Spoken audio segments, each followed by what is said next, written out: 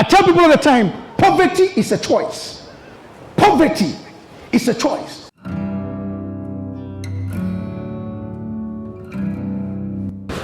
Dei-Tumi.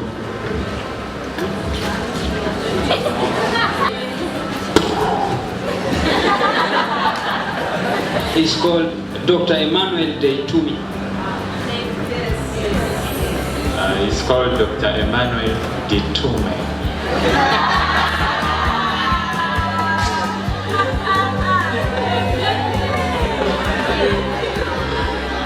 Dr. Emmanuel is one of Africa's most respected authors. He's done a lot of publishing, a lot of writing.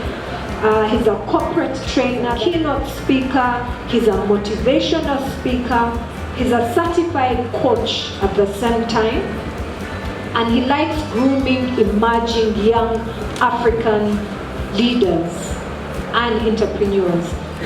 Emmanuel is the author of 14 best-selling business-related and personal development books. He has over 2 decades of experience in top management training. He has spoken and facilitated several corporate sessions in Nigeria, Liberia, Kenya, Tanzania, South Africa, Ivory Coast, Sierra Leone, Malawi, Canada, United Kingdom, United States of America, Germany, and Italy. And now he's here in books. He has been married to Dora for over 30 years. He's still married to her, just so you don't get ideas. And he's blessed with 3 hardworking professionals. That's his children. Without further ado and without wasting time, help me welcome Dr. Emmanuel Dei-Tumi. Distinguished ladies and gentlemen, it is an honor to be here. For me, it's always a pleasure to be talking to the future leaders. Future leaders because you are the people who are going to become the architects of the future of our continent. And so when I'm given the privilege to address you, it's a connection between my present and my future. I don't take it lightly at all. I want to say a very, very big thank you to Dr. Fiona for the honor done me by inviting me to come and give this lecture. Let me place on record, ladies and gentlemen, that what I'm going to be sharing is not academic. It is more, if you like, call it a linkage between theory and practice. And I'm talking about developing a talent-related career and global personality in the current competitive world. I've chosen every word in the topic carefully because of the contemporary times we find ourselves in and all the challenges that are going on around us as a people. My objective basically, ladies and gentlemen, is to discuss the implications of the critical factors that are shaping our contemporary world today and the best way to position ourselves strategically. I'm sure after COVID, all of us know that the world has changed. If you're an African and you are thinking that the world is the way it used to be before COVID 2019, please let me remind you that the world we live in is a completely different world now. Now, I have said in many circles that when change comes and people refuse to change, it is not luxury, because whether you like it or not, change will change you. And if you don't change, be prepared to be changed by change. And so what we are discussing here is, ladies and gentlemen, within the context of the things that are happening in our world today, how do we position ourselves, particularly for you, the new entrants who are coming into the global society and the marketplace? This is very, very important. So that is what we are going to be talking about here. And I'm going to take you on a journey, and in taking the journey, we're going to be looking at a review of the critical factors shaping the global society and the marketplace. And then we shall also look at the implications for African youth, or for that matter, the graduate in the socioeconomic context. We need to know if the world is being changed and is largely being driven by other factors You and I who are going to be entering into the global society, you and I who are going to be going into the marketplace, it's imperative for us to be able to understand what are the implications of these factors.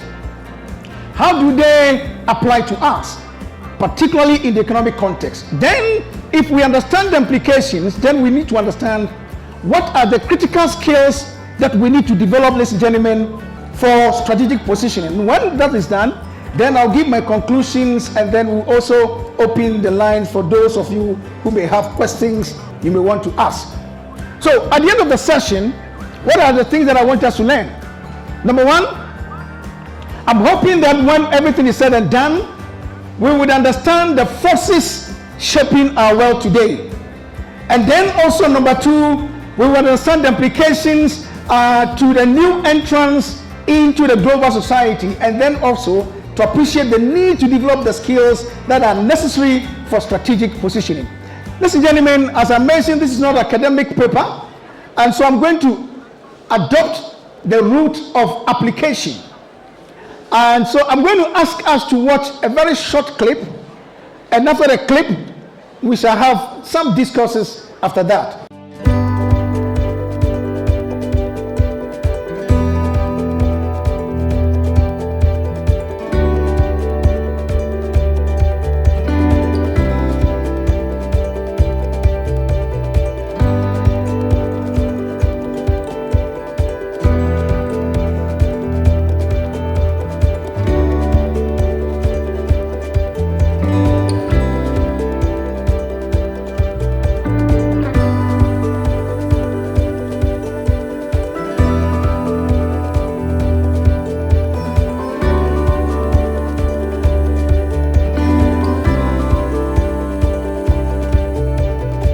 Some of you were expecting to hear music and all of that, or some human beings moving and all of that. No, it's not. That is the video. Now, who can tell me what you observed from the video? Yes, please come. There's no gift for you anyway, but come. Tell us what your observations were. Mention your name and your class. Are you married? What I observed is that from all those years, starting from 19, all those years that you've been seeing there's not any African country among the cities. Okay, that's a good observation. Put your hands together for him. What's your name again? Gerald. All right, thank you. All right, so there's no African country from 1987 all the way to 2019. No African country. That's a good observation. Who else? Any other observation? Yes, sir. My name is Douglas from Human Resource Center.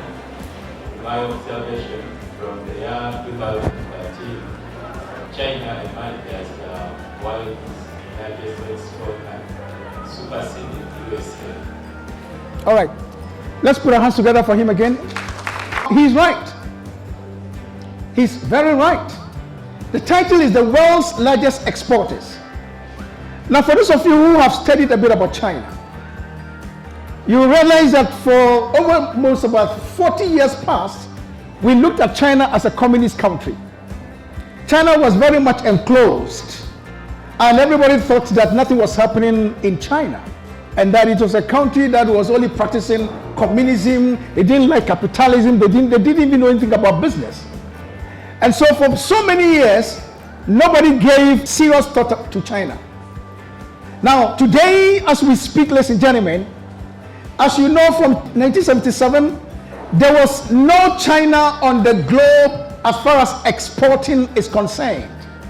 Today, as we speak, this data has not been updated, but today, as we speak, as of 2019, China was the leading exporter of products. And in this room, and those of us listening online, chances are that if we came to your house, out of all the things you have in your house, about 60 to 70% of them came from China. Even in this room, from either your shoes or your earrings or your rings or whatever, most of them came from China. Question is, what did China do that the rest of the world did not know about?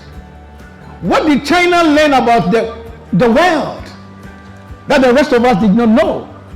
Ladies and gentlemen, and I want to place on record that there's so many things that we can learn from this particular video. Usually when I'm doing management training, we can spend 2 days on this video alone, dissecting and trying to understand what are the strategic intent that we can learn from these things, ladies and gentlemen. And so it's important for us to understand that China adopted so many things, including formation of rural enterprises and private businesses. They liberalized foreign trade and investment. China relaxed state control over some prices, and then they did investment in industrial production. But for the purposes of our discussion today, ladies and gentlemen, what is of interest to me is the fact that China, ladies and gentlemen, was able to increase worker efficiency through education of its workforce. This must be something that is of concern and of interest to us as new entrants into the global marketplace. If you are a student of Makerere University, if you're a young man, if you're a professional on the continent, it is important for us to understand that it doesn't matter where we stand today. If we understand the global patterns and know what ought to be done, we can be like China. And that is the essence of what we're trying to discuss this afternoon. So, ladies and gentlemen, I want to refer you to a book. Since we are talking in an academic institution, a book that was written by a gentleman by name Thomas Friedman. The title of the book says, Trading Tyranny for Freedom, How Open Markets Till the Soil of Democracy. Let me place on record, this is not a democratic book. It's not a political book. It's an economic book. And as a young professional sitting here online, if you intend to understand where the world is going and the factors that are driving the changes in the world today, you ought to be interested in this book. He talks about the flat world and its implications to businesses and their survival. Like I mentioned earlier on in my opening remarks, ladies and gentlemen, change is sweeping across the globe. And if you don't want to change, change is going to force you to change, whether you like it or not. And so it's important for us to understand what are the implications of all of this to us as Africans. He mentioned 4 factors that are driving change today in our world. Number 1, he talked about rapid technological advancement. Today, as we are in this room now, there are people who are online. And there are people who can tweet and Facebook and what have you right here in this room. That everything we are doing now is no longer a privacy. Through GPRS, you don't need to tell me where you are staying. In Ghana, where I live, there was a time in our life, if you wanted to come to my house, I'll tell you, when you get to the little corner, there's a kiosk, there is this tree standing there, you just go around the tree, and then you see this little box somewhere, please pass by the box, and then you bring it to my house. Today, you don't need all of that. What happens if you get that the box is no longer there? It means you are going to be getting lost. Today, all you need to do is to give me your digital address, and I can come to your house. In fact, there are technology that can locate you even when you are in your bedroom. That's technology for you. Today, when I was preparing for this lecture, I chanced on the data that says that over 60% of American students did and graduated their courses online without any, well, of course, there's face-to-face, but majority of them did their courses online. And I'm sure today in Makerere, there is online education. There are people today who are doing degrees up to the PhD that are doing it online. Of course, you have to have interface in your discussions and all of that. But what I'm saying is that technology has changed our world, whether you like it or not. It has changed our world. The second factor that the book talks about is the dominance of the free enterprise system.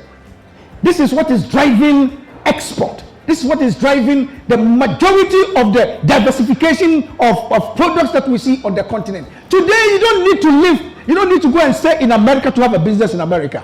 You can live in Uganda, register a business in America, and trade online and make money.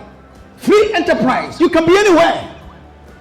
And as a student going to enter the global market and the marketplace, you need to understand that gone are the days when you leave university with the intention of going to write 10 applications, moving from office to office, looking for a job.